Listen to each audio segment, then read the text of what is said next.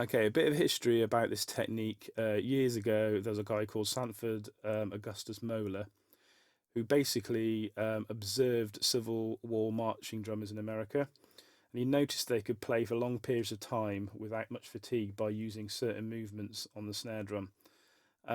He basically broke down all the movements into four different strokes. First one being the full stroke, second one being the downstroke, third one being the upstroke, and the fourth one being the tap stroke.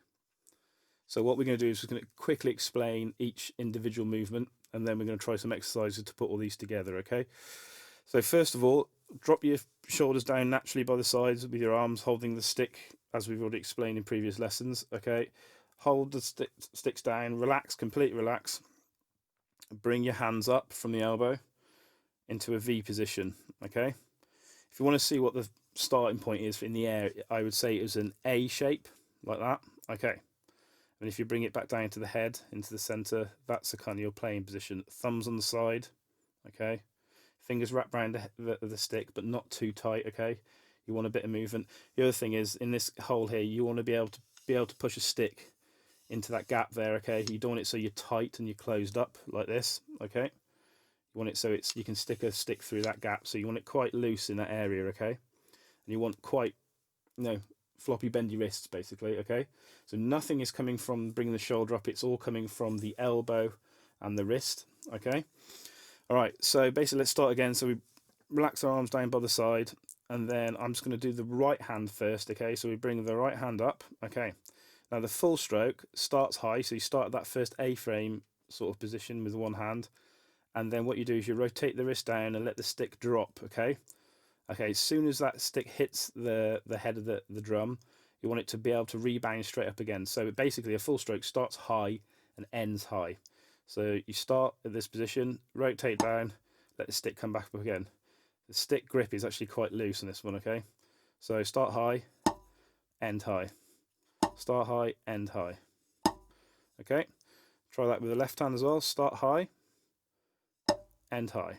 Okay, start high, end high. Start high, end high. Okay. Okay, the next one is the downstroke. This one starts high and ends low. So same sort of movement as the full stroke, but this time when you actually hit the head, when it comes down, you want to pick up the stick with the back fingers again, okay, but not too tight, okay? So, okay, so starts high, ends low. So starts high, ends low, about inch, 2 inches away from the head at the low position. Okay, so starts high, ends low. Okay, again with the left hand. Starts high, ends low. Starts high, ends low. Starts high, ends low. Okay, that's the downstroke. Okay, the upstroke basically starts low, and the upstroke is the one where you're kind of engaging your wrist a bit more. So your wrist is going to pop up, so it's your elbow joint, and your wrist is going to pop up like this, okay? So you start low, and then basically you're hitting it on the way up, okay, on the head, okay? So you go, okay? So you don't want your shoulder coming up. Your shoulder might come out slightly this way, but it's not going to come up, okay? So what you want to do is you just want to go, okay, upstroke, upstroke, okay, left hand, upstroke, upstroke, upstroke, okay, upstroke, upstroke, right hand, upstroke, upstroke, okay. The next one, the last one, is the tap stroke, and this starts low and finishes low. So it's basically same height as when you finish a downstroke, about 1-2 inches away from the head. And what you want to do is you just want to tap it. So this is just more from a little push of the wrist, little push, probably pushing more from the back fingers more than the front finger. Okay, on this one, so like that. Okay, so that's a tap stroke. Left hand. Okay, so those are the 4 types of hits, okay? We're going to look at some exercises in a bit to basically train those things up, and then we can put them together, okay? Okay, a few rules, basically. An upstroke is always followed by a full or a downstroke. So if you did an upstroke, which is the one where the wrist comes up, it's always followed by a full stroke or followed by a downstroke.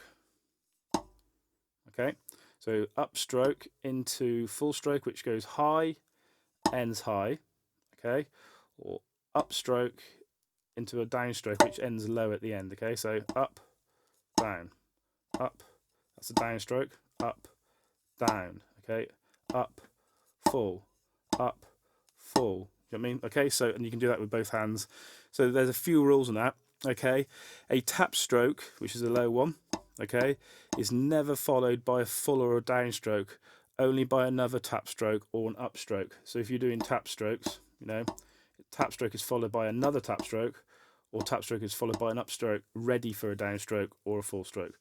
There's a few little rules in that, okay? All right, don't stress about it. What you want to do with these exercises is you want to take your time. It's not a thing that's going to come overnight.